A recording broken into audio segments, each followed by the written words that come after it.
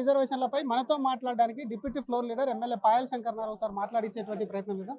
Sir, కాసేపటి క్రితమే ఆ మున్సిపాలిటీలకు కార్పొరేషన్లకు రిజర్వేషన్ కూడా అమలైంది. మీరు ఒకవైపు మున్సిపాలిటీలకు ఆల్రెడీ సన్నద్ధమై కూడా మీటింగ్ పెట్టుకున్నారు. ఎలా ఉండబోతుంది రిజర్వేషన్, ఎట్లా చూస్తారు? తప్పకుండా తెలంగాణలో వచ్చేటటువంటి ఈ మున్సిపల్ ఎన్నికల్లో మహారాష్ట్రలో ఏ రకమైనటువంటి ఫలితాలు వచ్చినాయో భారతీయ జనతా పార్టీకి అనుకూలంగా ఆ రకమైనటువంటి ఫలితాలే తెలంగాణ రాష్ట్రంలో రాబోతూ ఉన్నాయి. ఇప్పటికీ అధికార పార్టీ ఒక పక్క కుట్రలు చేసే విధంగా పూర్తిగా ప్రయత్నంలో నిమగ్నమై ఉన్నది.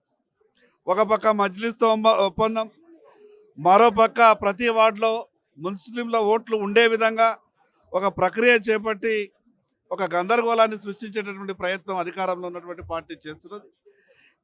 ఏం చేసినా ప్రజలంతా ఈరోజు పాలిస్తున్నటువంటి కాంగ్రెస్ పార్టీ మీద పూర్తి కోపంతో ఉన్నారు. గతంలో టీఆర్ఎస్ పార్టీ ఏ రకమైనటువంటి పంతాను అనుభవించి ఈ రాష్ట్రాన్ని పరిపాలించిందో, మున్సిపాలిటీలను ఏమాత్రం కూడా పట్టించుకోలేదో, ఈరోజు కాంగ్రెస్ పార్టీ కూడా ఆ రకమైనటువంటి ప్రయత్నంలోనే ఉన్నది. ప్రజలంతా కూడా అర్థం చేసుకున్నారు.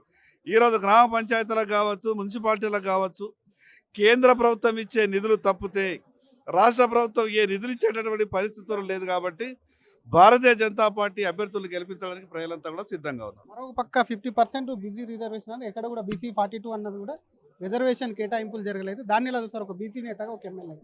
పూర్తిగా బీసీలని ప్రభుత్వం మోసం చేసింది. మేము ఆ రోజు చెప్పినాం శాసనసభలో, మీరు కేవలం శాసనసభలో చర్చలు పెట్టి బీసీలకు ఆశలు రేకెత్తించి మీరు నిండా ముంచేటటువంటి ప్రయత్నం చేస్తున్నారు. మీ మాటల్లో కనిపిస్తున్నది. ఆ రోజు రిజర్వేషన్ బిల్లు చర్చ సందర్భంగానే సాధ్యం కాకపోతే పార్టీల పరంగా ఇస్తామని గొప్పలు చెప్పే ప్రయత్నం చేసినప్పుడే మాకు పూర్తిగా అనుమానం వచ్చింది. ఈరోజు బీసీలకు పూర్తిగా ప్రభుత్వం మోసం చేసింది. Thank you sir. ఇది బీసీలకు సంబంధించి ప్రభుత్వం మోసం చేసింది. ఎప్పుడు ఎన్నికలు వచ్చినా మహారాష్ట్రకు సంబంధించినటువంటి ఫలితాలు ఏ విధంగా ఉన్నాయి, అదే మున్సిపాలిటీలో కూడా ఇటు తెలంగాణలో కూడా రిపీట్ కాబోతున్నాయని అటు BJP deputy floor leader MLA Payal Shankar ధీమా వ్యక్తం చేస్తున్నారు. కెమెరామ్యాన్ గజపతో శ్రీధర్, RTV హైదరాబాద్. చరిత్ర సృష్టించినోడు ఇప్పుడు ఆ చరిత్రని తిరగరాయబోతున్నాడు.